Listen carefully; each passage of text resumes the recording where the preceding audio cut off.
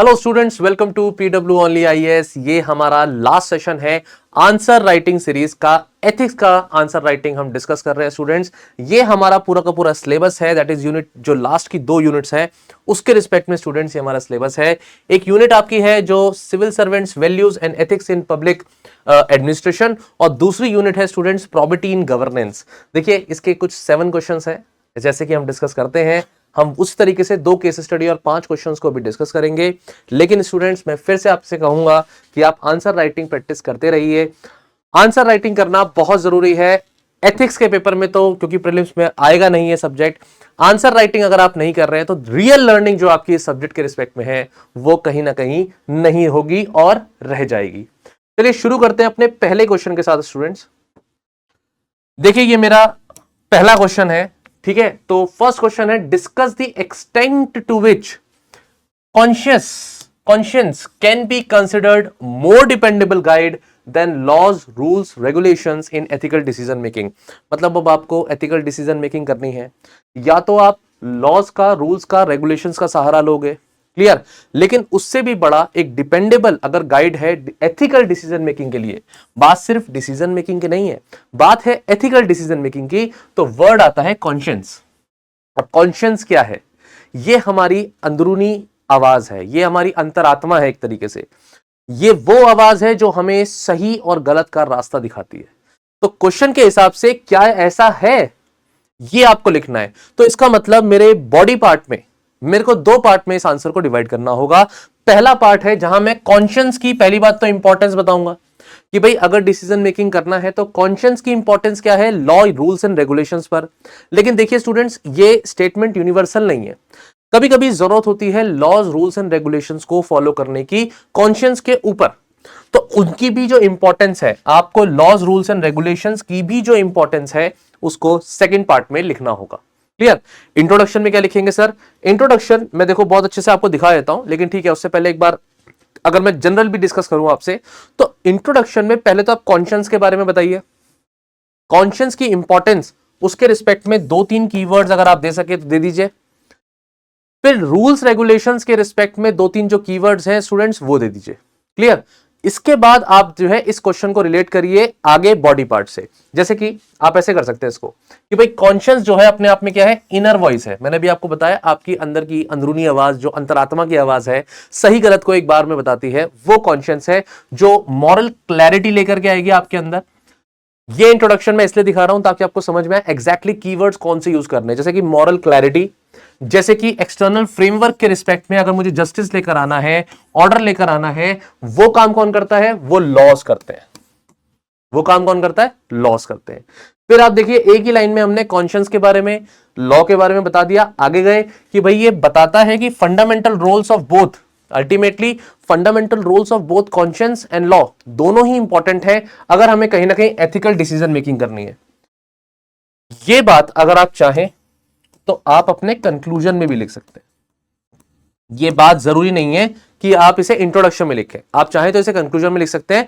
आप ये लिख सकते हैं यहां पर कि भाई दोनों की इंपॉर्टेंस है अपनी अपनी जगह, और आप आगे बता दीजिए। लेकिन दोनों की इंपॉर्टेंस के साथ साथ दोनों को लागू करना चाहिए, ये वाली बात आप कंक्लूजन में लिख सकते हैं। अब आते हैं सबसे पहला जो हमारी हेडिंग बनेगी स्टूडेंट्स, फर्स्ट हेडिंग हमारी बनेगी conscience as guiding force over law या रूल्स। कैसे कॉन्शियंस एक ऐसी फोर्स है जो गाइड कर रही है लॉस के ऊपर, ठीक है, रूल्स के ऊपर। पहला पॉइंट हम कलर चेंज कर लेते हैं, चलो ये कलर लेते हैं। सबसे पहला पॉइंट स्टूडेंट्स इसमें आता है मॉरल इंटीग्रिटी एंड ऑथेंटिसिटी। मतलब आपके अंदर ऑब्वियसली मॉरल इंटीग्रिटी होगी, आपके पर्सन ऑफ इंटीग्रिटी है, तो आपको कॉन्शियंस गाइड करेगा कि आप सही गलत का फैसला कर सके और आप जेन्युइन भी रहेंगे, ट्रस्टवर्दी भी रहेंगे। जैसे कि आप चाहें तो एग्जांपल गांधी जी का ले सकते हैं, ठीक है। दूसरा पॉइंट आपका आता है स्टूडेंट्स, देखिए पूरा स्टेटमेंट लिखना होगा, मैं आपको पॉइंट दे सकता हूं अभी इस 1 घंटे के डिस्कशन में, मैं आपको पॉइंट्स दे सकता हूं बॉडी पार्ट के, लेकिन उसको लिखना एक लाइन में अभी आपको होगा, ये आपकी जिम्मेदारी है स्टूडेंट्स। दूसरा पॉइंट आता है स्टूडेंट्स एडेप्टेबिलिटी। अगर किसी पर्सन के अंदर conscious as a guiding force है तो वो पर्सन एडेप्टेबल भी रहेगा, साथ ही साथ उसके अंदर एक मॉरल करेज भी रहेगा, moral courage towards whistle blowing. अब देखिए स्टूडेंट्स, विसल ब्लोइंग क्या है?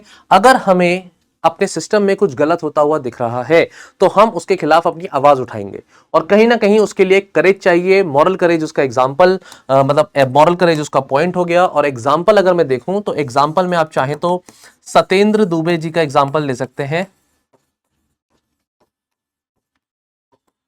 इनका बेसिकली अगेंस्ट करप्शन बोलना, particularly in context to highway authority, जो पर्टिकुलर हाईवेज वगैरह बन रहे थे उसमें अगर कोई करप्ट एक्टिविटीज थी तो उनका विसल ब्लोइंग करना, ये अपने आप में एक पॉइंट बन जाता है। साथ ही साथ अगर हम बात करें अडेप्टेबिलिटी की, ऑथेंटिसिटी की, तो इसमें एग्जांपल आप दे सकते हो। मैं कलर चेंज कर लेता हूं। एक एग्जांपल आता है स्टूडेंट्स राजा राम मोहन रॉय जी का।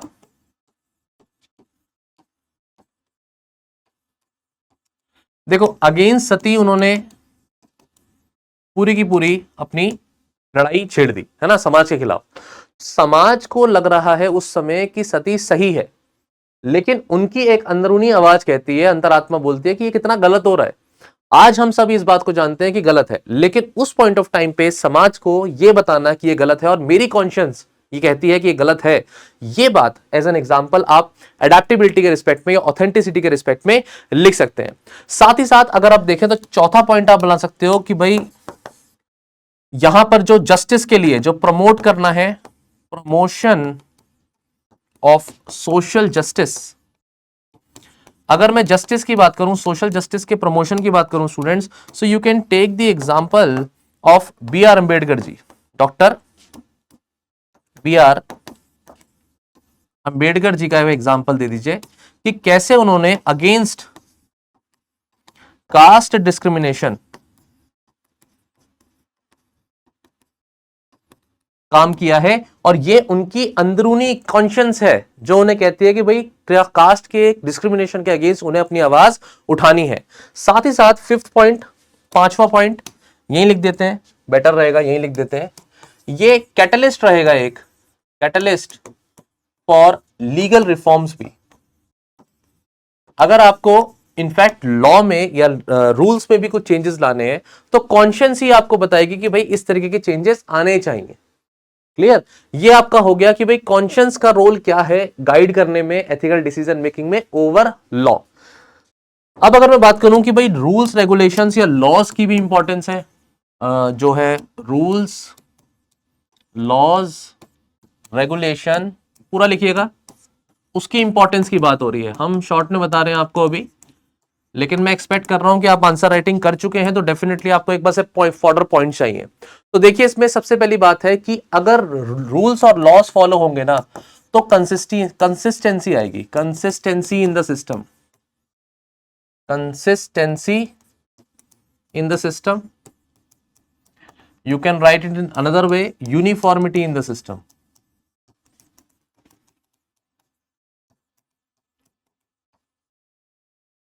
लॉस क्योंकि सब तरफ एक तरीके से लागू होंगे तो यूनिफॉर्मिटी आएगी। दूसरा पॉइंट हो गया स्टूडेंट्स, इसमें अकाउंटेबिलिटी आएगी।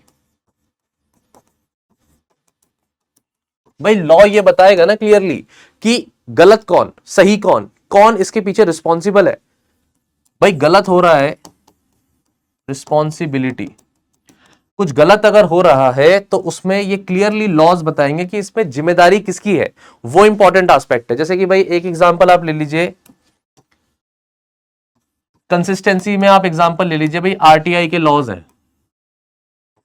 तो ये कंसिस्टेंसी लेकर के आते हैं क्योंकि लोग पूछेंगे आपसे कि आपने ऐसा क्यों किया इस पर्टिकुलर सिचुएशन में, इस पर्टिकुलर इवेंट में, इस पर्टिकुलर केस में। सरकार ने अगर ये स्टेप लिया है पॉलिसी में तो ऐसा क्यों लिया, आरटीआई लॉज। ठीक है, दूसरा आपका आ गया अकाउंटेबिलिटी के लिए लोकपाल एंड लोकायुक्त, लोकपाल एंड लोकायुक्त। ये आपके अगर है सिस्टम में तो आप लोगों को अकाउंटेबल ठहरा सकते हैं, रिस्पॉन्सिबल ठहरा सकते हैं, और ये लॉ से आ रही हैं चीजें। साथ ही साथ आप protection of the human rights भी कर पाएंगे। प्रोटेक्शन ऑफ राइट्स, ये भी इंपॉर्टेंट एस्पेक्ट है। और अगर देखा जाए तो बदलाव भी जो हो रहा है, वो चेंजिंग जो सिस्टम है उसमें भी जो पब्लिक का ट्रस्ट है, पब्लिक का कॉन्फिडेंस है, चेंजिंग डायनामिक्स या चेंजिंग सोसाइटी, सोसाइटल डायनामिक्स ऐसे लिख दीजिए, to maintain public trust, to maintain public trust and confidence.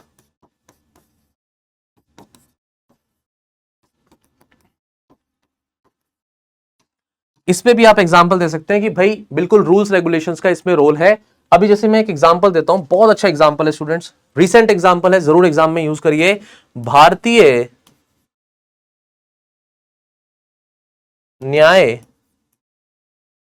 संहिता, इसमें रिसेंटली मॉब लिंचिंग को, जैसे कि मॉब लिंचिंग है, मॉब लिंचिंग को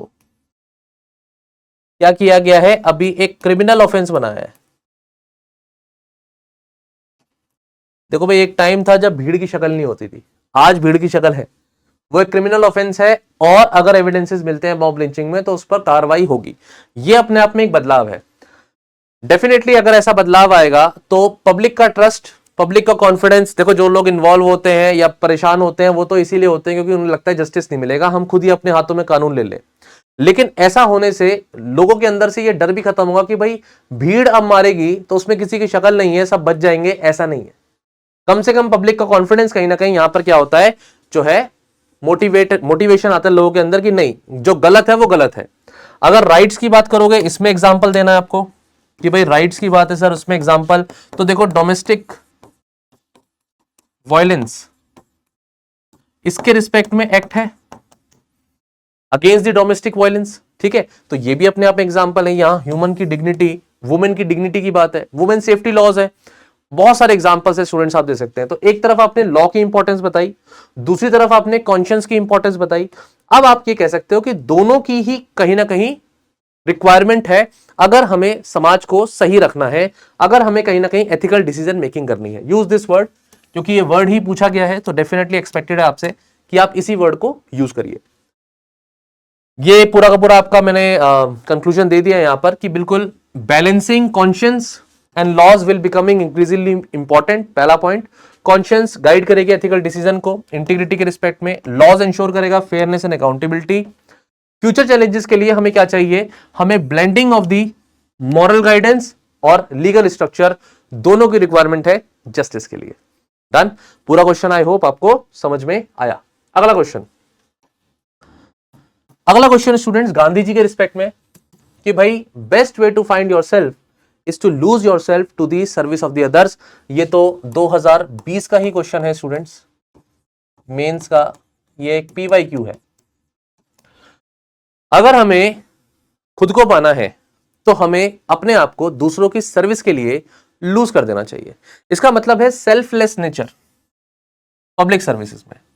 इसी चीज को उठा करके आपको इंट्रोडक्शन में लिखना है स्टूडेंट्स कि सेल्फलेस नेचर क्या होता है। सेल्फलेस नेचर से आप क्या समझते हो। इनफैक्ट नोलन कमिटी का एक जो 7 प्रिंसिपल्स है उसमें से एक प्रिंसिपल सेल्फलेसनेस भी है पब्लिक लाइफ में। Clear, you can start your answer there also, you can add this particular committee name, Nolan committee, उसका भी नाम आप ले सकते हैं। One of the 7 principles is selflessness. तो इंट्रोडक्शन देख लो एक बार जल्दी से। महात्मा गांधी जी ये कहते हैं कि सेल्फ डिस्कवरी फुलफिलमेंट अगर जीवन में चाहिए तो आप दूसरों की मदद करें, दूसरों के लिए अपने जीवन को लगाएं।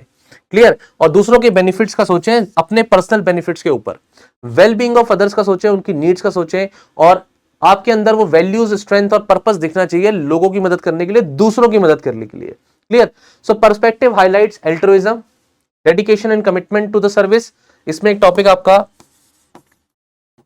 Dedication to the service delivery भी आता है।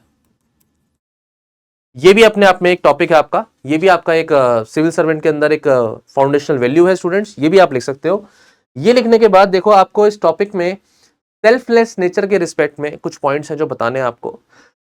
इंपैक्ट बताना है सेल्फलेस नेचर का, उसका नेचर बताना है, एनालाइज करना है, यहां पर इस आंसर में ये दो तरीके से बॉडी पार्ट्स बनाने के लिए कहा गया है, लेकिन मैं आपसे एक्सपेक्ट करूंगा आप सिंगल एक पर्टिकुलर हेडिंग बनाइए और एक ही हेडिंग के अंदर आप उस पॉइंट को लिख दीजिए, क्योंकि इस क्वेश्चन में पूछा ये है कि भाई analyse this quote in context of the selfless nature of the public service and its impact on ethical governance. इसमें बच्चा क्या कर सकता है, इंपैक्ट को अलग से बताए, सेल्फलेस सर्विस को अलग से बताए, दो हेडिंग बनेंगी। चाहे तो एक हेडिंग बनाए, कंटेक्स्ट भी समझाएं और इंपैक्ट भी वहीं बता दें। दोनों तरीके से आप आंसर कर सकते हैं, ये आपकी मर्जी है। अब अगर हम हेडिंग बनाते हैं, हम इस पे सेल्फलेस नेचर को भी एक्सप्लेन करते हैं और उसके इंपैक्ट को भी बता देते हैं। तो अगर हम एक ही हेडिंग बनाए तो हमें बस पॉइंट्स लिखने हैं और उन पॉइंट्स को एक एक एग्जांपल के साथ सपोर्ट करना है, and that is the answer. जैसे कि भाई सेल्फलेस नेचर होगा तो पर्सन के अंदर कमिटमेंट आएगा, और देखा जाए अगर वो कमिटमेंट आएगा पर्सन के अंदर तो वो कमिटमेंट उसकी ड्यूटी में आएगा और उसका डेफिनेटली इंपैक्ट रहेगा पब्लिक सर्विसेज में। क्लियर? जैसे कि इसमें आप एग्जांपल दे सकते हैं, एक बहुत अच्छा एग्जांपल है स्टूडेंट्स, अरविंद कुमार जी का बलिया यूपी के वो एसडीएम रहे, और उनका जो एक्शन था, रिस्पॉन्स टुवर्ड्स डैम सिक्योरिटी, वो पूरी एक स्टोरी है। मतलब डैम का लीकेज की बात आती है, उस पॉइंट ऑफ टाइम पर वो उनका क्विक एक्शन होता है। पर्सनली वो बड़ी बड़ी बोरियां रखते हैं कि भाई डैम को जो टूट रहा है उसको बचाया जाए, लोगों को इवैक्यूएट करा जाए। वो पूरा का पूरा एक सिचुएशन है। ठीक है स्टूडेंट्स? देन सेल्फलेस डेडिकेशन रहेगा पर्सन के अंदर। तो डेडिकेशन वाला पॉइंट मैंने पीछे बताया था आपको, डेडिकेशन, सेल्फलेस नेचर में पर्सन का डेडिकेशन रहेगा। नो डाउट आपको एग्जांपल पब्लिक सर्विसेज के रिस्पेक्ट में देने चाहिए, लेकिन फिर भी मान लीजिए अगर आपको एग्जांपल्स नहीं आ रहे हो तो आप चाहें तो एग्जांपल मदर टेरेसा का जैसे एग्जांपल है, पर्सनैलिटीज का एग्जांपल है, जैसे कि भाई एपीजे अब्दुल कलाम जी का एग्जांपल है। ये एग्जांपल यूथ को मोटिवेट करने का है। तो क्योंकि ये फॉर्मर प्रेसिडेंट रहे हैं तो डेफिनेटली पब्लिक सर्विसेज में आ गए। ठीक है? वेलफेयर ऑफ द पब्लिक कहीं ना कहीं मोटिव है। अब अगर ब्यूरोक्रेट का ही एग्जांपल देना, नहीं सर मैं तो ब्यूरोक्रेट का ही दूंगा, तो आर्मस्ट्रांग पेम कैसे उन्होंने 100 किलोमीटर की पूरी रोड कंस्ट्रक्ट कर दी थी, तो ये एग्जांपल आपको आता है। डन। इसके बाद जैसे कि मैंने आपको बताया कि भाई एपीजे अब्दुल कलाम जी का एग्जांपल है, इस एग्जांपल को आप एक अलग टॉपिक के साथ भी लिख सकते हैं कि भाई पर्सनल ग्रोथ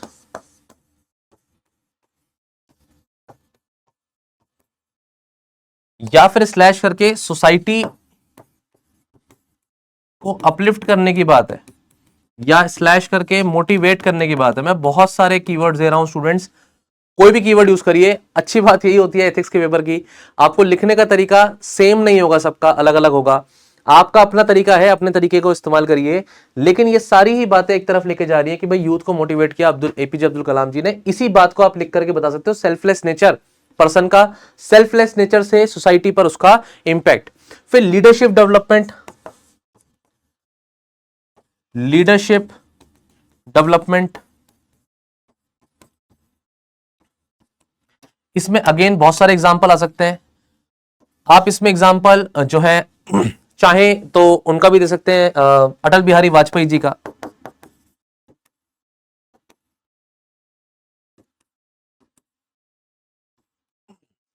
किस तरीके से उन्होंने लोगों की मदद करी, लोगों के अपलिफ्टमेंट की सोची और देश के अपलिफ्टमेंट की भी सोची है।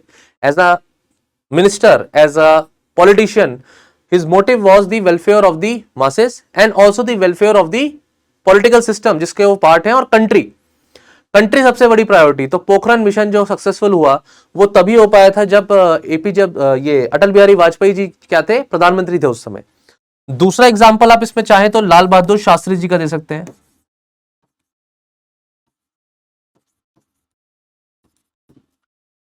अब एग्जांपल्स की स्टूडेंट्स कमी नहीं है, बात है कीवर्ड्स की, बात है उस पर एक लाइन लिखने की। वो मैंने इंग्लिश में एक लाइन लिखी नहीं है आपको, क्योंकि मैं कंटेंट दे रहा हूं। तो मेरा पर्पस यहां पर इंग्लिश सिखाना नहीं है, मेरा पर्पस यहां पर कीवर्ड्स बताना है और एग्जांपल देना है। अगर इतनी आपको बातें समझ में आ रही है तो आराम से एक एक लाइन आप सेंटेंस खुद कंस्ट्रक्ट कर सकते हैं। क्लियर। एक पॉइंट और आता है कि भाई अगर ये पर्सन के अंदर सेल्फलेस नेचर होगा तो उसके अंदर क्या क्वालिटी अकाउंटेबिलिटी और रिस्पॉन्सिबिलिटी की नहीं रहेगी? बिल्कुल रहेगी। अकाउंटेबिलिटी एंड रिस्पॉन्सिबिलिटी, रिस्पॉन्सिबिलिटी, ठीक है, ये सही रहेगा। फिर एक बार पांचवा पॉइंट ये हो गया। छठा पॉइंट आप और लिख सकते हैं कि भाई अगर पर्सन के अंदर सेल्फलेस नेचर है तो वो डेफिनेटली इंक्लूसिविटी का सोचेगा, इंक्लूसिव ग्रोथ का सोचेगा। तो आज तो हमारी गवर्नमेंट की ही पॉलिसी है ना, सबका साथ सबका विकास। ये तो गवर्नमेंट की टुडे सिनेरियो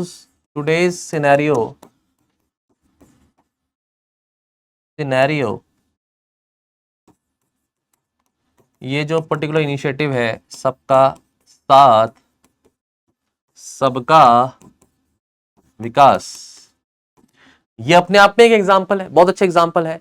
इसके बाद आप देखिए कि भाई पॉलिसी जो पब्लिक सर्विसेज है वो इंप्रूव भी हो जाएगी, पब्लिक सर्विसेज इंप्रूव्ड होंगी।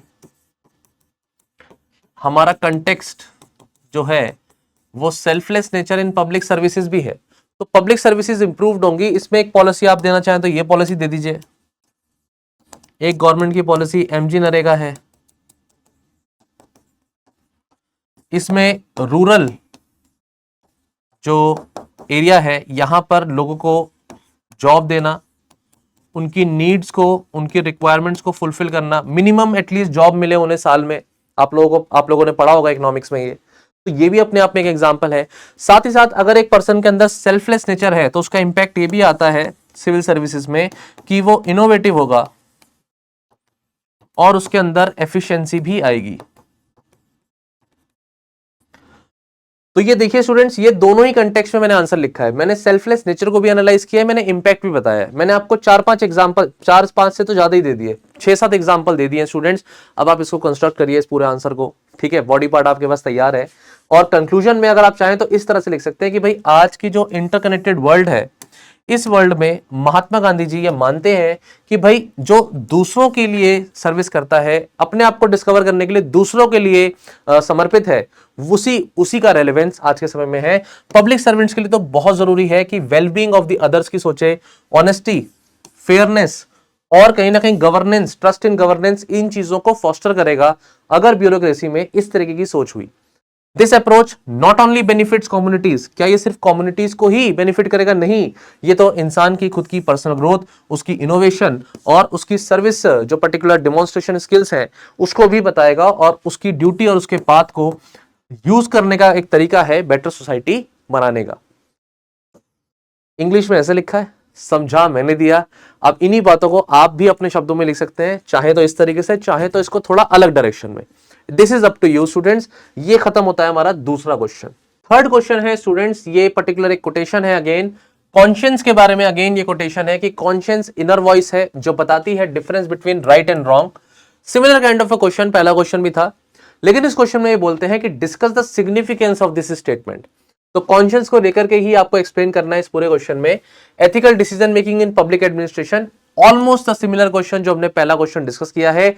और how can the public servant apply this principle in their daily duties, तो डेली ड्यूटीज के रिस्पेक्ट में आपको बताना है। तो बॉडी पार्ट में आपका तो ये हो गया कि इंपैक्ट द पब्लिक सर्वेंट्स, और पहला हो गया आपका जो है बॉडी पार्ट में स्टेटमेंट कि भाई सिग्निफिकेंस ऑफ कॉन्शियंस क्या है। सिमिलर पॉइंट्स है, पहले वाले क्वेश्चन के जो पॉइंट्स थे उन्हें भी आप यूज कर सकते हो, लेकिन अलग तरीके से भी इसको लिख सकते हैं आंसर को। तो पहले इंट्रोडक्शन में आपको यही बताना है अगेन कि ये जो पूरा कोटेशन है ये एम्फेसाइज करता है कि भाई कॉन्शियंस क्या है, एक मॉरल कंपास है। देखिए नया शब्द मिला आपको अभी, मॉरल कंपास।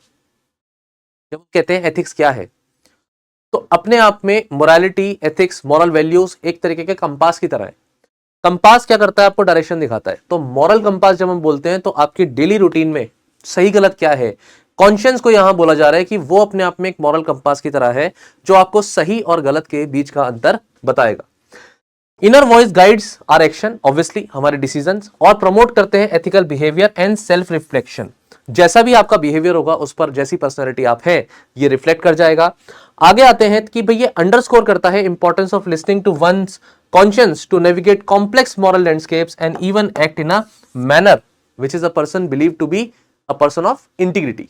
क्लियर, शॉर्ट में लिख दीजिए इसको। क्लियर, ये आपको यहां पर इसमें कॉन्शियंस को ही एक्सप्लेन करना है। ऊपर वाली लाइन रिपीटेबल है, अगर आप चाहें तो सीधे यहां से भी शुरू कर सकते हैं कि ये क्या एम्फेसाइज करता है कोटेशन।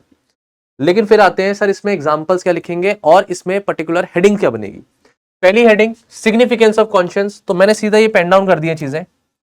ठीक है, 5 पॉइंट सीधे सीधे सामने लिखे आपके कि भाई एक पर्सन के अंदर इंटीग्रिटी एंड ऑनेस्टी आएगी, एक पर्सन के अंदर अकाउंटेबिलिटी आ जाएगी, वो पर्सन फेयरनेस एंड जस्टिस आ जाएगा उसके अंदर, चाहे तो वो पब्लिक इंटरेस्ट की बात करेगा, पब्लिक राइट्स को प्रोटेक्ट करेगा, ह्यूमन राइट्स को प्रोटेक्ट करेगा, लीडरशिप उसके अंदर क्वालिटीज आ जाएंगी।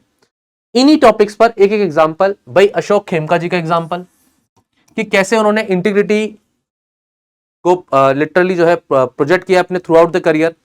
प्रदीप कासनी जी का एग्जांपल, 2 एग्जांपल से मैं लिख रहा हूं यहां पर, Pradeep Kasni ji again IAS officer. दूसरा एग्जांपल है भाई transparent handling of the Kerala floods 2018 में।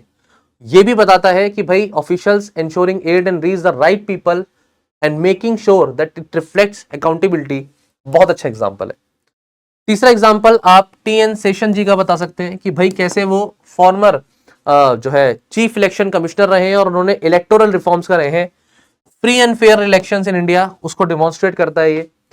Third point protection of public interest, इसमें right to information act similar kind of point है, लेकिन अरुणा रॉय जी का एग्जांपल है कि उन्होंने प्रमोट किया right to information act, showcased prioritising public interest and transparency. और एथिकल लीडरशिप में अगर किसी का एग्जांपल देना तो ई श्रीधन जी का एग्जांपल है मेट्रोमैन ऑफ इंडिया। 5 पॉइंट एक टॉपिक, 5 एग्जांपल, नहीं भी लिखेंगे 3 लिखेंगे चलेगा।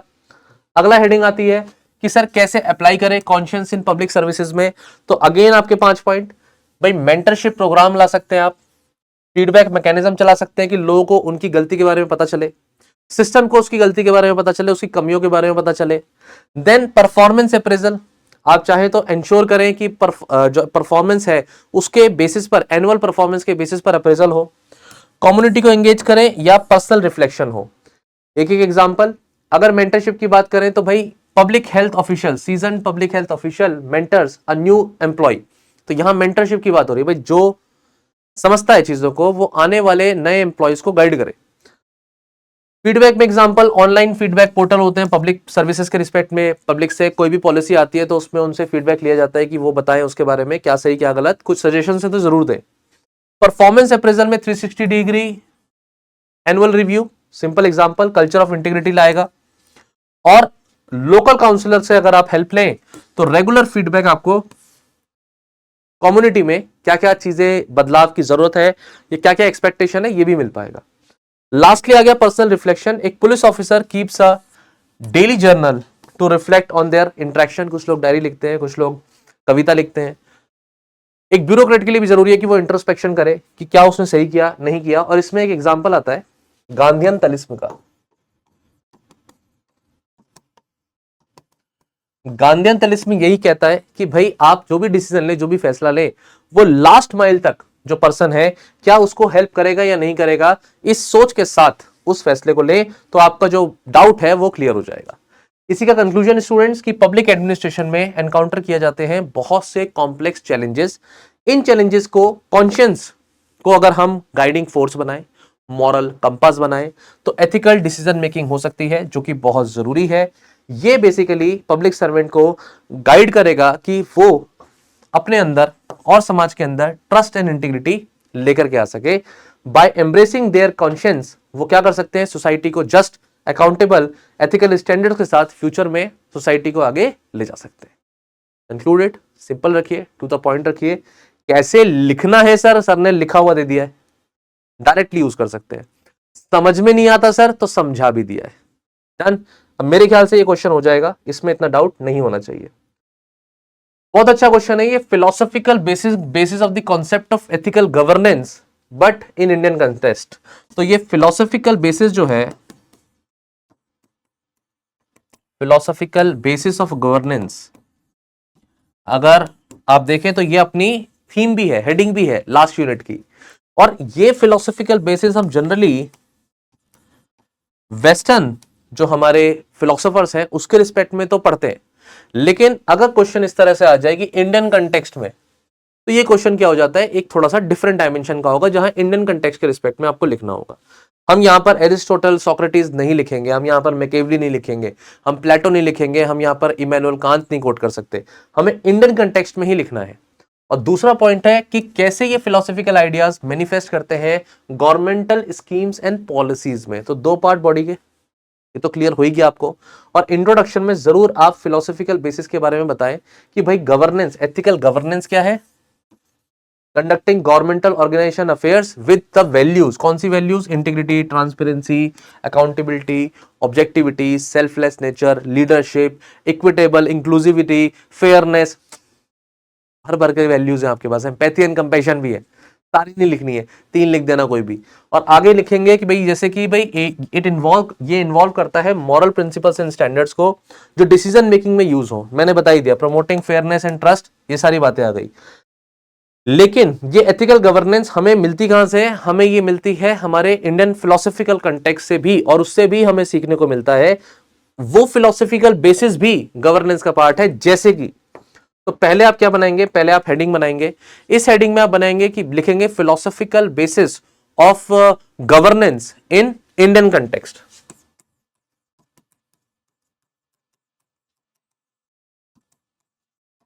Basis of governance in Indian context. ठीक है, चलो शुरू करें।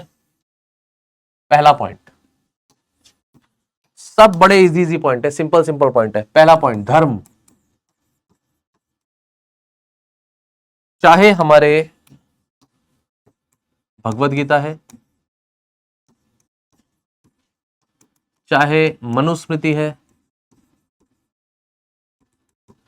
हमें बताती है कि हमें अपना धर्म फॉलो करना चाहिए। अगर देखें तो इसका डियोंटोलॉजिकल अप्रोच आप बताएं, और इसमें आप अपने हिस्टोरिकल मैथोलॉजिकल अगर एग्जांपल देना चाहें तो you can give the example of Vibhishan. Vibhishan ने श्री राम की मदद करी और सही का साथ दिया, रावण का साथ नहीं दिया। ठीक है, तो ये हमारा हिस्टोरिकल या आप कह सकते हैं माइथोलॉजिकल स्टोरीज भी हमें इस तरीके की चीजें बताती है। नेक्स्ट आता है आपका इसमें और एग्जांपल सर। अब ये देखो, हिस्ट्री में आप पढ़ते हैं, एंशिएंट हिस्ट्री में दूसरा एग्जांपल अशोक का, अशोक, किंग अशोक। उनकी पॉलिसी है धम्म पॉलिसी। स्टूडेंट्स, धर्म और धम्म पॉलिसी में अंतर है, आई होप ये आपने हिस्ट्री में पढ़ लिया होगा। लेकिन ये धम्म पॉलिसी भी इंडियन कंटेक्स्ट ना, फिलोसॉफिकल कंटेक्स्ट, जो हमें बताते हैं कि हमें अपनी ड्यूटी के ऊपर फोकस करना है, डियोंटोलॉजिकल अप्रोच पे फोकस करना है। डन। दूसरा एग्जांपल आता है स्टूडेंट्स, दूसरा आप एग्जांपल दे सकते हैं भाई नॉन वायलेंस का। तीसरा आप एग्जांपल दे सकते हैं सत्य का, ट्रुथ। गवर्नेंस में सत्य और ट्रुथ की बहुत इंपॉर्टेंस है। ठीक है, तो इस चीज को आप लिंक करिए एज एन एग्जांपल कि भाई ट्रांसपेरेंसी इन द सिस्टम, और आप इसमें कह सकते हैं कि भाई अकाउंटेबिलिटी इन द सिस्टम। तो ट्रांसपेरेंसी सिस्टम में होना बहुत जरूरी है, ये वाली बात हो गई। अब अल्टीमेटली सत्य के रिस्पेक्ट में आप कह सकते हैं कि भाई हमारे उपनिषद हैं, उपनिषद हमारे वेद हैं, ये भी हमें सत्य का मार्ग सिखाते हैं, सत्य बोलना सिखाते हैं। फिर एग्जाम्पल इसी में एग्जाम्पल जैनिज्म का ले लो। जैनिज्म के तो कॉन्सेप्ट में ही है कि भाई आपको ट्रुथफुल रहना है। चाहे तो आप यहां लिख लीजिए जैनिज्म, अगर दूसरी जगह एग्जाम्पल और भी बन रहे हैं तो यहां जैनिज्म का एग्जाम्पल नॉन वायलेंस, और उसमें चाहे तो फिर गांधी जी का एग्जाम्पल, क्योंकि गांधी जी की जो मदर थी वो जैनिज्म को फॉलो करती थी। तो गांधी जी के अंदर प्रिंसिपल्स ऑफ जो नॉन वायलेंस है और पर्टिकुलर ट्रुथ के हैं वो जैनिज्म के ही आए हैं। ठीक है, सिर्फ जैनिज्म ही बताता है, नॉन वायलेंस की बातें, सत्य की बातें ये भी नहीं है। अगला एग्जाम्पल, मतलब तुम्हें एग्जाम्पल की कोई कमी नहीं है स्टूडेंट्स, लिखना सीखो। Buddhist, teachings.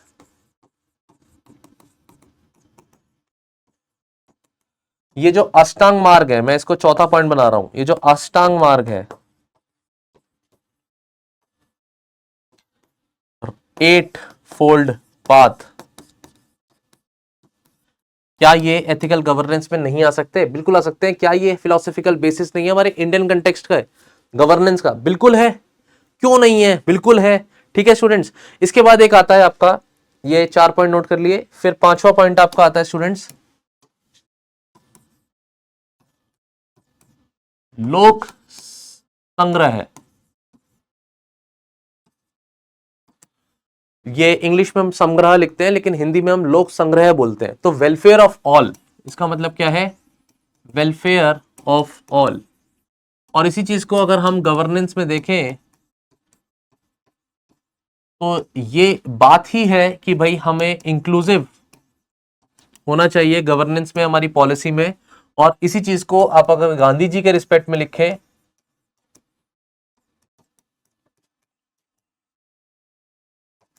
अंत्योदया सर्वोदया, मतलब जब भला हो, वेलफेयर हो, तो सबका हो, लास्ट पर्सन तक का भी।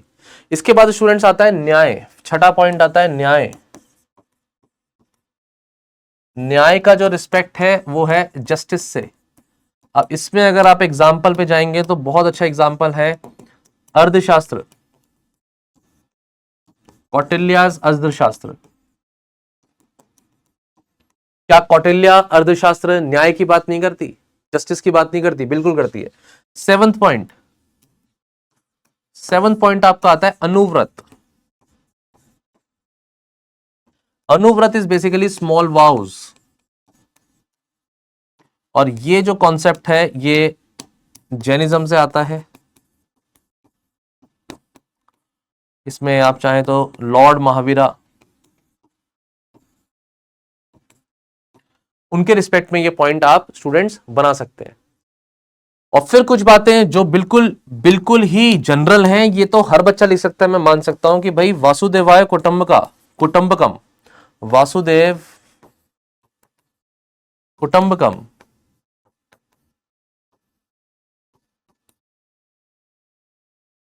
World is a family.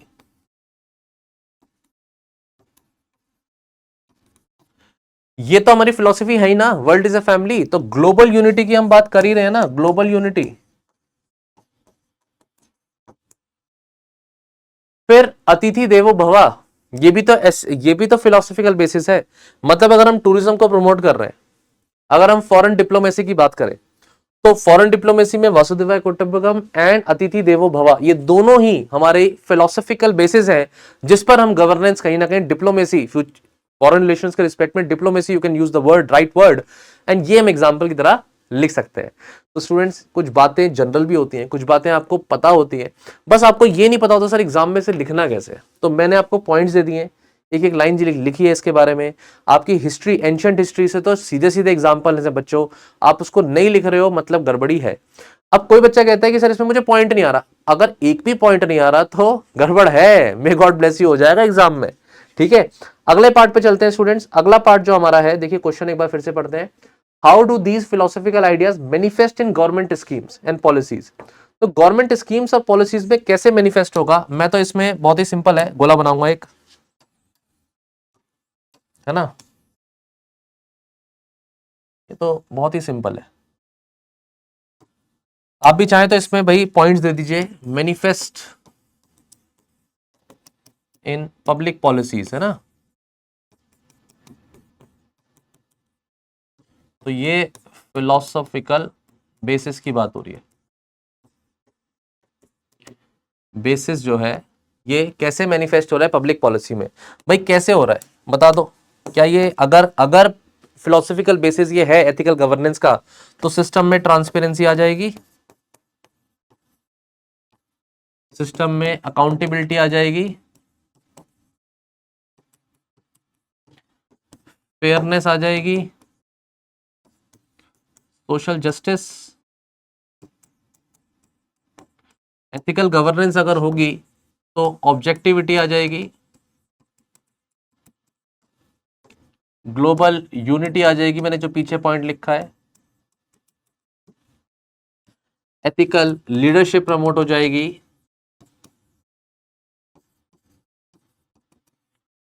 कौन कह रहा है ये पॉइंट्स आप लोग नहीं लिख सकते? स्टूडेंट्स बिल्कुल लिख सकते हैं। ऑनेस्टी एंड इंटीग्रिटी ऑफिसर्स के अंदर आ जाएगी।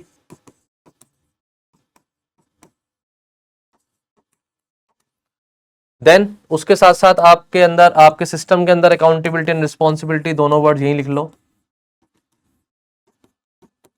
साथ ही साथ इंक्लूसिविटी। इतने सारे पॉइंट्स हैं ना आपके पास, आप सारे एग्जाम में लिख ही नहीं पाएंगे। मैं तो कहूंगा गोला बनाइए, पॉइंट्स लिखिए। अब 3 एग्जाम्पल दे दीजिए, कोई भी 3 ब्यूरोक्रेट्स के एग्जाम्पल। इतना डिस्कशन हमने किया है पिछली 4 वीडियोस में, इतने सारे एग्जाम्पल आपको बताए हैं। कोई भी 3 एग्जाम्पल अगर आप दे देंगे ब्यूरोक्रेट्स के, तो ये आपका आंसर सक्सेसफुल हो जाएगा। जैसे किरण बेदी जी का एग्जाम्पल दे दीजिए। किरण बेदी जी का एग्जाम्पल, ये तिहाड़ जेल के रिफॉर्म्स के रिस्पेक्ट में ये शो करता है कि building empathy and compassion towards the ultimate, जो जेल में लोग हैं, कैदी हैं, उनको रिफॉर्म करने की सोच होना। ठीक है, तो ये बड़े अच्छे एग्जांपल्स हैं, बहुत अच्छे एग्जांपल स्टूडेंट्स। बहुत सारे एग्जांपल हैं, यू सगयम का एग्जांपल है, सौम्य चतुर्वेदी जी का एग्जांपल है, बहुत सारे एग्जांपल्स हैं। ठीक है स्टूडेंट्स, तो अब इन सभी एग्जांपल्स को यूज करके अल्टीमेटली आप कंक्लूजन पे जा सकते हैं कि भाई ये रहा, the essence of ethical governance lies in the commitment to serve in the public with honesty and integrity. Commitment जो होता है इंडिया को, इंडिया के जो ये अडॉप्शन है, ये एंशिएंट फिलोसॉफिकल प्रिंसिपल से निकल के आता है, गवर्नेंस फ्रेमवर्क का पार्ट बन सकता है। And not only guide the ethical conduct of the leaders and institution, बल्कि ये तो बेनिफिट्स बताता है कि ये सिटीजन्स के लिए, उनके ट्रस्ट को बढ़ाने के लिए, क्रेडिबिलिटी को बढ़ाने के लिए, पब्लिक एडमिनिस्ट्रेशन के लिए भी बहुत ज्यादा जरूरी है। ठीक है स्टूडेंट्स, डन। 5th क्वेश्चन हमारा सेक्शन ए का जो है वो ये है कि how can civil society and media play its role in information sharing. बहुत इजी क्वेश्चन है, सीधा है। इंफॉर्मेशन शेयरिंग को आप एक्सप्लेन करिए। इंफॉर्मेशन शेयरिंग अगर आती है तो सिस्टम में ट्रांसपेरेंसी आती है, सिस्टम में अकाउंटेबिलिटी आती है। सिस्टम में अगर ट्रांसपेरेंसी आएगी इंफॉर्मेशन शेयरिंग की वजह से, तो लोगों को एक ट्रस्ट बिल्डअप होता है। ये चीजें जुड़ी हुई है, मतलब इन्फो अगर शेयर होगी तो सिस्टम के अंदर ट्रांसपेरेंसी आएगी, और सिस्टम के अंदर ट्रांसपेरेंसी बढ़ जाएगी तो पब्लिक का ट्रस्ट भी बढ़ जाएगा। इसी बात को घुमा करके आपको इंट्रोडक्शन में लिखना है, और इन्फो शेयरिंग को आप एक्सप्लेन कर दीजिए। बॉडी पार्ट बहुत सिंपल है, पहले आपको सिविल सोसाइटी का रोल बताना है, दूसरा मीडिया का बताना है, और कंक्लूड करना है। It's a very direct question, it is nothing much complicated. तो डेमोक्रेटिक सोसाइटी है, सिविल सोसाइटी और उसमें मीडिया का बहुत बड़ा रोल है। मैंने फिर वही कीवर्ड्स ट्रांसपेरेंसी एंड अकाउंटेबिलिटी अभी बताया आपको। अल्टीमेटली ये क्या करेगा, सिटीजंस वेल इन्फॉर्म्ड रहेंगे, तो उसका जब ऐसा सिस्टम बनेगा तो पब्लिक के अंदर क्या बनेगा, government and public fostering environment of openness, और ओपननेस का एनवायरमेंट का मतलब ट्रस्ट। ठीक है, सिंपल, सीधे सीधे चलते हैं। 5 पॉइंट हैं, 6 पॉइंट है जो मैंने यहां लिख दिए हैं स्टूडेंट्स। पहला point, role of civil society के रिस्पेक्ट में इंफॉर्मेशन शेयरिंग कैसे प्रमोट होगी? भाई पब्लिक अवेयरनेस क्रिएट करके, पब्लिक कैंपेन्स, पब्लिक अवेयरनेस। दूसरा है भाई मॉनिटर एंड अकाउंटेबिलिटी, मॉनिटरिंग करना, अकाउंटेबिलिटी एस्टेब्लिश करना, सिटीजन्स की कैपेसिटी को बिल्डअप करना, सिटीजन्स को स्किल्स देना, सिटीजन्स को जानकारी देना। मतलब आपने जब आरटीआई लॉन्च किया तो लोगों को भी तो एम्पावर किया ना। लेकिन कहीं ना कहीं एक एग्जांपल है राजस्थान गवर्नमेंट का, जन सूचना पोर्टल। अभी तो ये रोल सिविल सोसाइटी के रिस्पेक्ट में है, लेकिन अगर ये गवर्नमेंट के रिस्पेक्ट में होता कि गवर्नमेंट ने क्या काम किया है, पब्लिक सर्विसेज ने, या सिविल सर्वेंट ने क्या काम किया है, या सिविल सर्वेंट्स क्या कर सकता है, तब मैं एग्जांपल जन सूचना पोर्टल का देता, जिसमें इंफॉर्मेशन को, जो भी इंफॉर्मेशन लोगों से रिलेटेड है उसे पोर्टल पे डाल दिया जाता है। डन, ठीक है। तो अभी सिविल सोसाइटी की बात करते हैं। सिविल सोसाइटी खुद गवर्नमेंट के साथ कोलैबोरेट कर देती है। एनवायरमेंट प्रोटेक्शन में तो बहुत अच्छे एग्जांपल है, सिविल सोसाइटी का रोल है। लीगल एड, लोगों को legal aid and support provide करती है। भाई इनका काम है कहीं ना कहीं वो लोग जो परेशान हैं उनको लास्ट माइल तक जाकर के हेल्प करना। जैसे बहुत सारे कैदी होते हैं जिनका ट्रायल्स ही नहीं होते, विदाउट ट्रायल्स वो जेल में होते हैं, तो उनकी हेल्प करना, लीगल एड प्रोवाइड करना।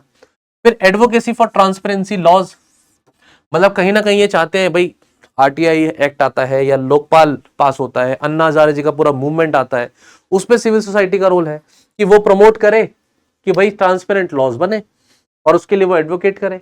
तो 5-6 पॉइंट है। सिविल सोसाइटी बेसिक टॉपिक आपका गवर्नेंस का जीएस पेपर 2 में भी आता है, वहां से आप पॉइंट्स पिक कर सकते हैं। 6 पॉइंट बनाइए, आगे बढ़िए।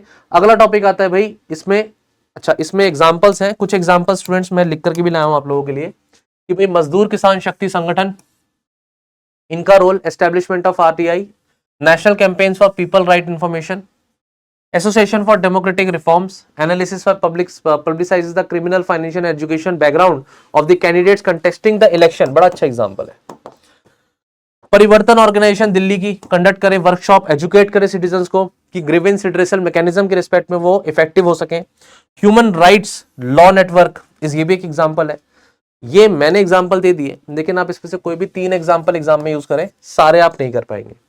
अगला आता है रोल ऑफ मीडिया, मीडिया क्या कर रहा है, मतलब ये तो मुझे लगता है बहुत जनरल सी बात है, मीडिया क्या कर रहा है।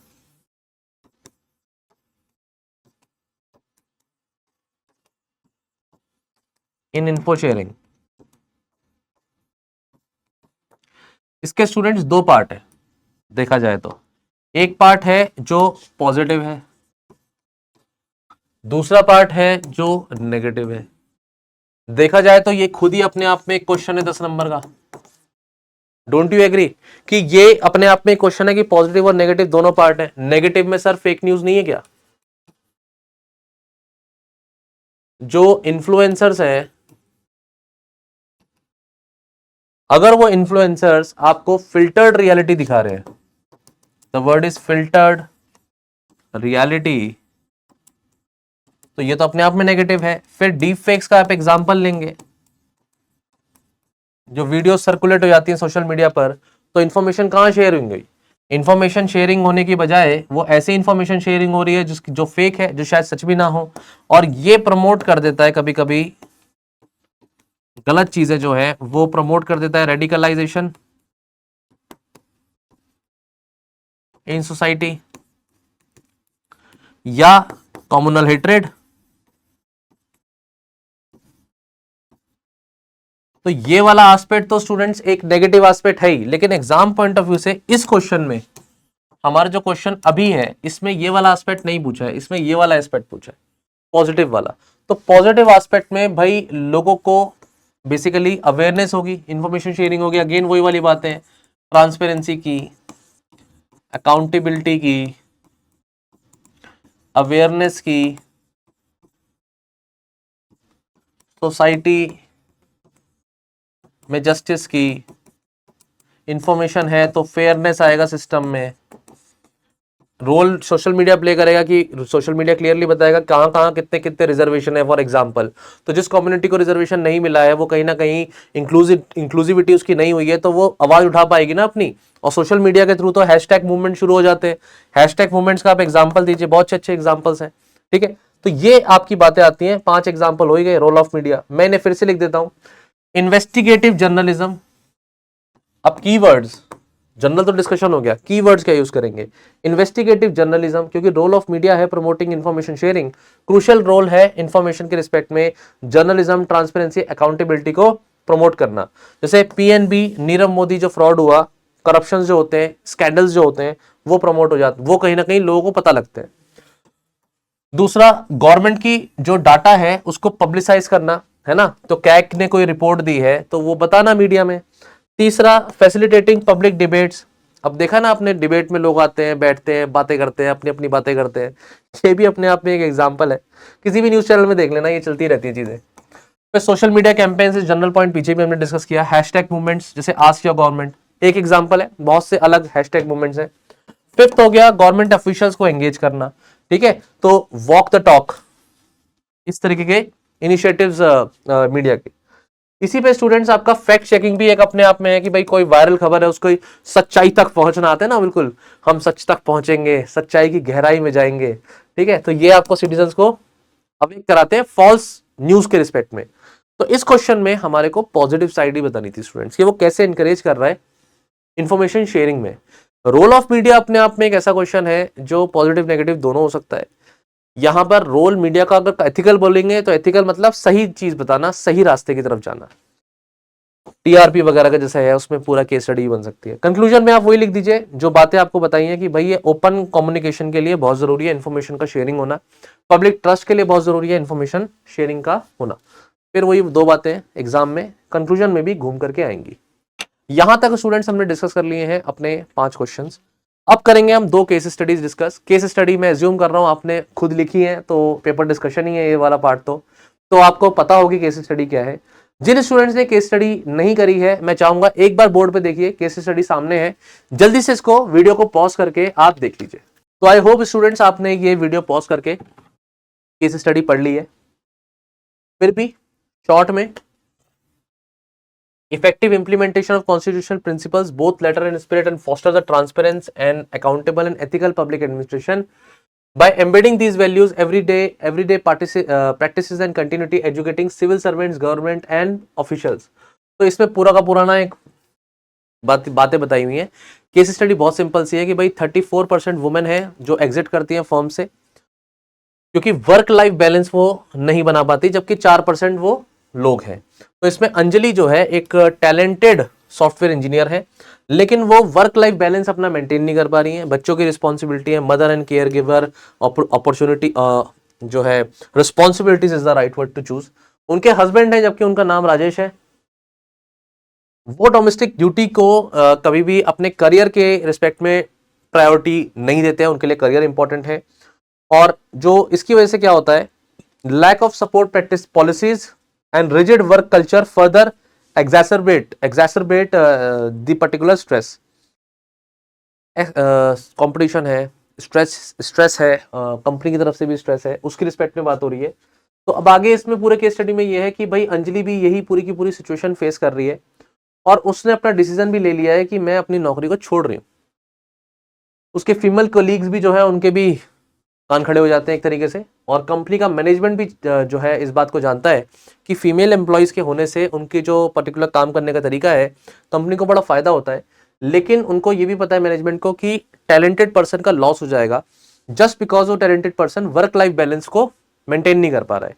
और वर्क प्लेस में डाइवर्सिटी का भी इंपॉर्टेंस है। इसी के रिस्पेक्ट में ये पर्टिकुलर केस स्टडी है कि सोसाइटल एक्सपेक्टेशन है वुमेन के रिस्पेक्ट में कि भाई वो अपने घर को संभाले, ठीक है। और कहीं ना कहीं Rajesh sympathises with Anjali, he has not taken significant step in sharing the domestic burden.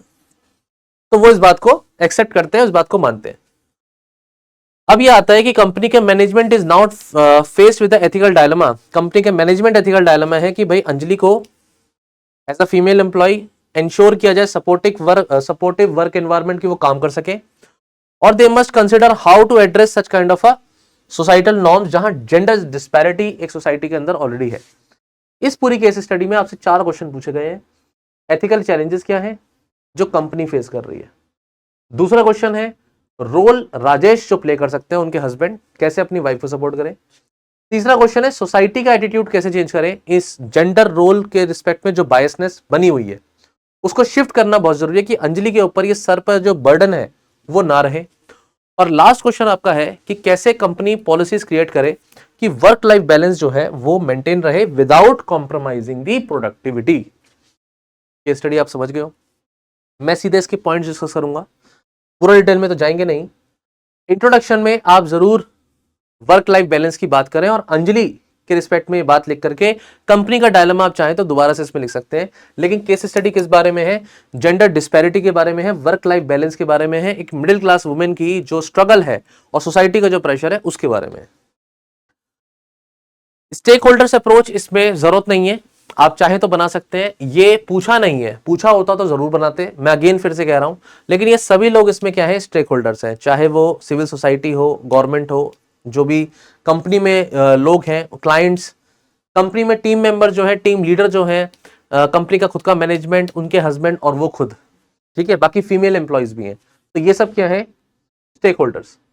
अब क्वेश्चन नंबर 1 ये है कि ethical challenge face by the company. Company बहुत से एथिकल चैलेंजेस फेस कर रही है। कि जेंडर इनइक्वालिटी को कैसे दूर करें, अनकॉन्शियस जो दिमाग में एक बायसनेस भरी हुई है उसको कैसे निकालें, प्रोडक्टिविटी को कैसे इंक्रीज किया जाए या मेंटेन रखा जाए without compromising the work life balance. ठीक है, कल्चरल रेजिस्टेंस जो आ रहा है सोसाइटी से उसको कैसे बदले, क्योंकि भाई आप लॉन्ग आवर्स के लिए या लेट नाइट वुमेन को नहीं बोल सकते कि वो रुक करके काम कर लें, ये भी एक प्रॉब्लम है। रिटेंशन वर्सेस कॉस्ट, आप उनको रख लें लेकिन उनको फिर ये बोल दे कि आप जाइए आप अपनी ड्यूटीज निभाइए, तो भाई कॉस्ट तो जा रही है, कंपनी को सैलरी तो देनी पड़ रही है, ये तो गलत हो गई बात। और फिर ये मेल एम्प्लॉयज के अंदर भी एक कहीं ना कहीं डिस्क्रिमिनेशन और बढ़ जाएगा इस वजह से, इनफैक्ट क्योंकि उन्हें लगेगा कि बायसनेस हो रही है। डन।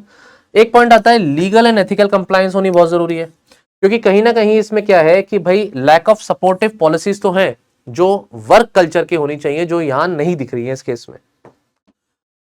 बैलेंस करना इंडिविजुअल और ऑर्गेनाइजेशन नीड्स, ये भी अपने आप में एक इशू है, और साथ ही साथ impact on the work place diversity, उसका भी इंपैक्ट आएगा अगर नौकरी गर्ल्स वुमेन ऐसे छोड़ती रही तो। ये आपके पॉइंट्स के बाद अगला क्वेश्चन आता है, राजेश क्या कर सकते हैं। भाई राजेश एक्टिव पार्टिसिपेशन को शो कर सकते हैं डोमेस्टिक ड्यूटीज में, सिर्फ वुमेन ही नहीं मेन भी अगर उसमें सपोर्ट करे तो चीजें बदल सकती हैं। एटलीस्ट दोनों शेयरिंग कर सकते हैं रिस्पॉन्सिबिलिटी, जैसे क्लीनिंग ड्यूटीज है या शेयरिंग कुकिंग है, या फिर एटलीस्ट वो हेल्प ले सकते हैं। ठीक है, डोमेस्टिक जो हेल्पर्स होते हैं उनकी वो हेल्प ले सकते हैं। फिर फ्लेक्सिबल वर्क अरेंजमेंट हो सकता है वुमेन के लिए, जैसे कि वर्क फ्रॉम होम कल्चर है, ये भी एक पॉइंट है। इमोशनल सपोर्ट अंजलि को मिले राजेश की तरफ से। ठीक है, तो यहां पर राजेश के लिए बोला जा रहा है कि भाई राजेश कैसे रोल प्ले कर सकता है, वो खुद अपना वर्क जो है वो वर्क फ्रॉम होम करा ले। ठीक है, ये पॉसिबिलिटी है। फ्लेक्सिबल वर्किंग आवर्स हो, टाइम को वो सैटरडे जैसे छुट्टी है अगर तो उस दिन अपना डिवोट करे फैमिली को, लेकिन अगर छुट्टी वो चाहे तो वो फ्राइडे या थर्सडे के काम को हाफ डे लेकर के सैटरडे को उसको एक्सटेंड कर सकते हैं, घर से कर सकते हैं। बहुत सारी चीजें आप लिख सकते हो इसमें। इमोशनल सपोर्ट राजेश का बहुत जरूरी है अंजलि की तरफ, कि वो सपोर्ट अंजलि को मिले ताकि बैलेंस बना रहे, अंजलि को ये ना लगे कि वो अकेली है, वुमेन को ये ना लगे कि वो अकेली है। ठीक है, तो ये 3 पॉइंट हो गए। चौथा पॉइंट होता है जेंडर इक्वालिटी के लिए वो खुद कहीं ना कहीं क्या करे, एडवोकेट करे। वो घर में, सोसाइटी में, नेबर्स में जहां मौका मिले वो कम से कम वुमेन की इक्वालिटी के बारे में बात करे। अगर वो खुद ही नहीं करेगा तो फिर बदलाव तो वैसे ही नहीं आएगा। फिर सपोर्ट करें career development, Rajesh can support Anjali's career aspirations also, professional development में उनको एंकरेज करना। तो ये टॉपिक अगेन सपोर्ट के रिस्पेक्ट में इमोशनल सपोर्ट होता है, फाइनेंशियल सपोर्ट भी हो सकता है। एक सपोर्ट होता है जो एक फिजिकली भी क्या कर सकते हैं कि वो उनको हेल्प कर सकते हैं कि वो जहां जहां किसी और कंपनी में भी अप्लाई करना चाहे तो वहां भी अप्लाई कर सकती हैं। इस केस स्टडी में लेकिन वो जरूरत नहीं है, इस केस स्टडी में तो हमें ये इंश्योर करना है कि वो नौकरी ना छोड़े। ठीक है, अब आते हैं कम्युनिकेशन एंड प्लानिंग, ये इजी पॉइंट है। रेगुलर प्लानिंग, फैमिली प्लानिंग और काम के लिए बात है, और अपनी जो सेल्फ केयर है अंजलि को भी उस बारे में प्रमोट करे। तो ये टॉपिक हो गया हमारा। अल्टीमेटली थर्ड क्वेश्चन आता है कि भाई how can societies attitude can be change.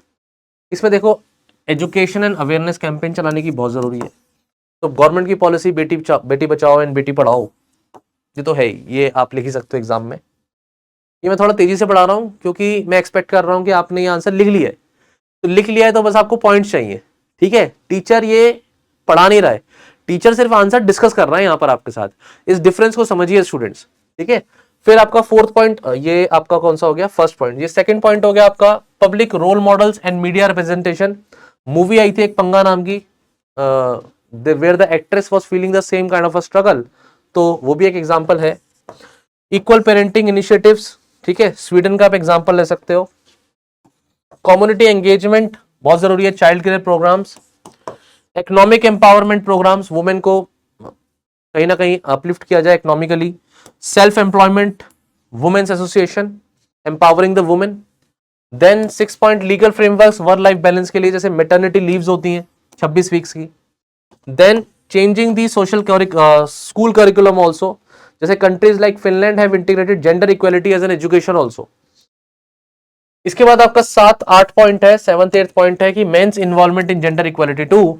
ठीक है, तो बहुत सारे ऐसे एग्जांपल्स हैं। लास्ट क्वेश्चन आपका है कि कंपनी कैसे क्रिएट करे पॉलिसीज। तो कंपनी रिमोट वर्क ऑप्शंस दे, कॉम्प्रिहेंसिव पेरेंटल लीव्स दे, ठीक है, on site child care facilities, क्रैच facilities वगैरह दे, जैसे कि companies like Patagonia offer on site child care facilities employees को रिटेन करने के लिए, क्रैच फैसिलिटी बोलते हैं इसको। एम्प्लॉयज असिस्टेंस प्रोग्राम EAPs, ये काउंसलिंग प्रोवाइड करता है, स्ट्रेस मैनेजमेंट के रिस्पेक्ट में हेल्प करता है, ठीक है। फिर पांचवा पॉइंट है परफॉर्मेंस बेस्ड इवैल्यूएशन हो, डन, और रिजल्ट ओरिएंटेड वर्क एनवायरनमेंट रहे, इस बात का भी कंपनी ध्यान रखे, तो वो जेंडर इक्वालिटी जो भरी हुई है वो कहीं ना कहीं दूर हो जाएगी। फिर रेगुलर इंटरवल्स पर ब्रेक्स दे, वेकेशंस दे कंपनी, और ट्रांसपेरेंट कम्युनिकेशन रखे ताकि कहीं भी कोई बायसनेस किसी के मन में हो तो वो दूर हो सके, और अंजलि भी खुल करके अपनी बात को कह सके अगर इमोशनली वो स्ट्रेस्ड है तो gender equality is not a women's issue, it's a human issue. ये बड़ी अच्छी लाइन है, ये अपने आप में एक क्वेश्चन है स्टूडेंट्स, ये अपने आप में एक क्वेश्चन है, clear. And supportive policies and company can reduce gender disparity, ये जनरल बात है। केस स्टडी में ध्यान रखना है कि जो क्वेश्चन पूछा है उसके 5-5 पॉइंट आप जरूर दें स्टूडेंट्स, और जो कैरेक्टर्स केस स्टडी के हैं उनके कंटेक्स्ट में ही दें, डन। अगला केस स्टडी है, लास्ट केस स्टडी है स्टूडेंट्स, ये केस स्टडी मिस्टर बलदेव के रिस्पेक्ट में है, जो एक सरपंच है। मिस्टर बलदेव जो हैं ये कहीं ना कहीं डिस्कवर करते हैं, अपने आप में डिस्कवर किया जाता है कि ये रूरल पंचायत के मेंबर हैं, misuse panchayat resources for personal gain.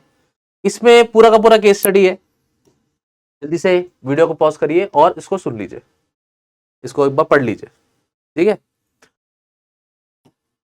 Case study आपने पढ़ ली, तो मिसेस ललिता की बात है, ललिता देवी की, कि उनको क्या मिलते हैं, वो ऑनेस्ट पंचायत मेंबर हैं, वो डिस्कवर करती है कुछ एविडेंसेस जो मिस्टर बलदेव की करप्शन को कहीं ना कहीं एक्सपोज कर सकते हैं। तो वो डायलेमा फेस कर रही हैं कि क्या मैं मिस्टर बलदेव के इस करप्शन के जो पर्टिकुलर एविडेंसेस हैं वो एक्सपोज कर दूं, लेकिन अगर मैं ऐसा करती हूं तो भाई कहीं ना कहीं सेफ्टी का इशू है, possibility of her family wellbeing का इशू है, उनकी खुद की जो मेंबरशिप है पंचायत की वो दूर हो सकती है। लेकिन अगर उसने उन्हें ऐसा नहीं किया तो ये misuse of the panchayat resources होते ही रहेंगे। तो कहीं ना कहीं जो डायलेमा मिसेस ललिता देवी महसूस कर रही हैं वो आपका क्वेश्चन है। एथिकल इश्यूज क्या है केस स्टडी में, मिसेस देवी को कैसे बैलेंस करना है कि भाई वो जो पर्टिकुलर अपनी जो थ्रेट्स आ रहे हैं उसके रिस्पेक्ट में वो क्या करें। Step should be taken to protect whistle blowing, ये आपके क्वेश्चन है। तो देखिए इसमें पूरा केस स्टडी किसके बारे में, केस स्टडी करप्शन के बारे में, और करप्शन से भी ज्यादा विसल ब्लोइंग प्रोटेक्शन के बारे में, कि विसल ब्लोइंग करनी चाहिए या नहीं करनी चाहिए। अल्टीमेटली यही दो बातें हैं जो यहां पर भी लिखी होंगी, देखिए लिखा है विसल ब्लोअर्स लिखा है यहां पर, ठीक है, और करप्शन का एक इशू है। अल्टीमेटली इसमें पहला क्वेश्चन आपका है, ये केस स्टेक होल्डर्स हो गए, पंचायत मेंबर्स हो गए, दोनों करेक्टर्स हो गए, कम्युनिटी मेंबर्स हो गए, विसल ब्लोअर्स जनरल हो गए, गवर्नमेंट आ गई, जनरल पब्लिक आ गई, सोसाइटी आ गई, तो ये सब आपके हो गए केस जो है stakeholders. Question number 1, ethical issues क्या क्या है। देखिए इसमें कुछ एथिकल इश्यूज जरूर है। पहला एथिकल इश्यूज ही इसमें ये है स्टूडेंट्स, इसमें ये वाला पढ़ लेते हैं, ठीक है। पहला एथिकल इशू है पब्लिक का trust and accountability. Community development funds into the personal account, ये पब्लिक के ट्रस्ट को तोड़ता है। मिस्टर बलदेव जो है पब्लिक के ट्रस्ट को तोड़ रहे हैं। दूसरा है विसल ब्लोअर्स प्रोटेक्शन होनी चाहिए, अगर कोई डर में विसल ब्लोइंग कर रहा है तो उसको प्रोटेक्शन मिले। मिसेस देवी नहीं तो कहीं ना कहीं परेशान इसीलिए कि उनको प्रोटेक्शन वो नहीं महसूस हो रही। कॉन्फ्लिक्ट ऑफ इंटरेस्ट है, कहीं ना कहीं भाई मिस्टर बलदेव क्या कर रहे हैं, अपने ही साथियों को, अपने ही भाई बंधुओं को कॉन्ट्रैक्ट्स दे रहे हैं, तो ये एक एथिकल कंसर्न लेकर आता है, ट्रांसपेरेंसी इन द सिस्टम नहीं है, ये कॉन्फ्लिक्ट ऑफ इंटरेस्ट है। मिस्टर बलदेव को ऐसा नहीं करना चाहिए, अपनी पोजीशन का मिसयूज नहीं करना चाहिए। कम्युनिटी का वेलफेयर की सोची जाए या पर्सनल गेन की सोची जाए, तो ये वाला एस्पेक्ट भी मिस्टर बलदेव पे क्लियरली फिट बैठता है कि ये भी अपने आप में एक एथिकल इशू है। पांचवा है जस्टिस एंड फेयरनेस, कि भाई कम्युनिटी के जो पर्टिकुलर फंड्स आ रहे हैं उनका मिस यूटिलाइजेशन ऑफ फंड्स हो रहा है।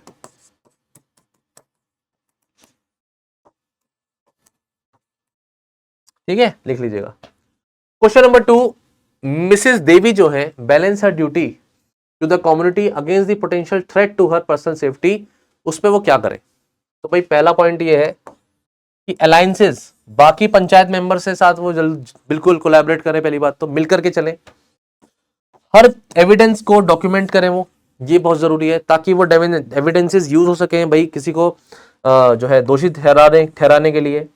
लीगल एडवाइस जरूर लें कि विसल ब्लोइंग प्रोटेक्शन फिर लॉज वगैरह हैं तो उसमें क्या उन्हें गवर्नमेंट की तरफ से सपोर्ट रहेगी, सरकार की तरफ से क्या रहेगा, ये कम्युनिटी की तरफ से क्या रहेगा। जरूरी नहीं है वो सामने आए, वो एनोनिमस रिपोर्टिंग भी कर सकती हैं, उसके लिए उनका सामने आना जरूरी भी नहीं है, ये भी तरीका है। या फिर वो अवेयरनेस क्रिएट करें लोगों के अंदर कि लोग खुद ही समझ जाएं कि जो कहीं ना कहीं गड़बड़ हो रही है।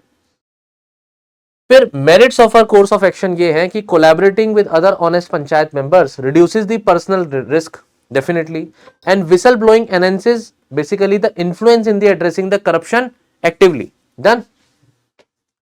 फिर दूसरा पॉइंट इसमें आता है मेटिकुलसली डॉक्यूमेंट करेंगी तो भाई काउंटर एक्यूजेशंस अगर होंगे तो लीगल प्रोटेक्शन उनको मिल जाएगा, लीगल एक्सपर्ट से वो हेल्प लेंगी तो एक गाइडेंस उनको रहेगी, और एनोनिमस चैनल अगर वो यूज करेंगी तो immediate fear of immediate consequences जो हैं उनके वो नहीं रहेंगे। विदाउट लिख दिया हमने, तो बातें आप समझ गए स्टूडेंट्स, प्लीज इस तरह से इन पॉइंट्स को लिखिए।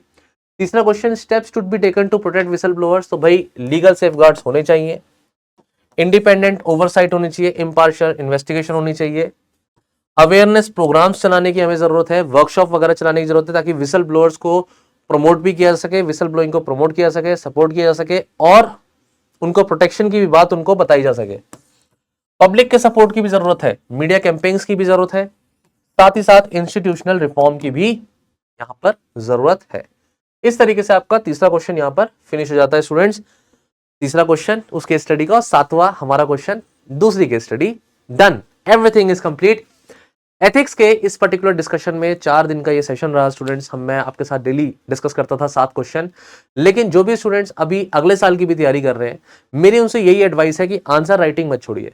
आंसर राइटिंग अगर आप करते हैं उससे आपका माइंड ओपन होता है। एथिक्स जैसे सब्जेक्ट में तो खास तौर पे कंटेंट कभी कभी बहुत होता है, लेकिन उसको लिखने का जो तरीका है आपका, वो आपको मार्क्स फेच करेगा, क्योंकि एट द एंड आप नहीं है अपने आंसर को पढ़ने के लिए, आपकी कॉपी बोलेगी वहां पर। तो जिस तरह से अपने आंसर को प्रेजेंट करते हैं स्टूडेंट्स, उसकी बहुत वैल्यू होती है। कभी कभी हम अपने माइंड में तो सोच लेते हैं कि ये आंसर है, लेकिन हम उसे कॉपी पे पेन डाउन नहीं कर पाते। अब ये थॉट्स अगर पेन डाउन नहीं होंगे, प्रेजेंटेबल नहीं होंगे, तो डेफिनेटली आपके मार्क्स नहीं आएंगे।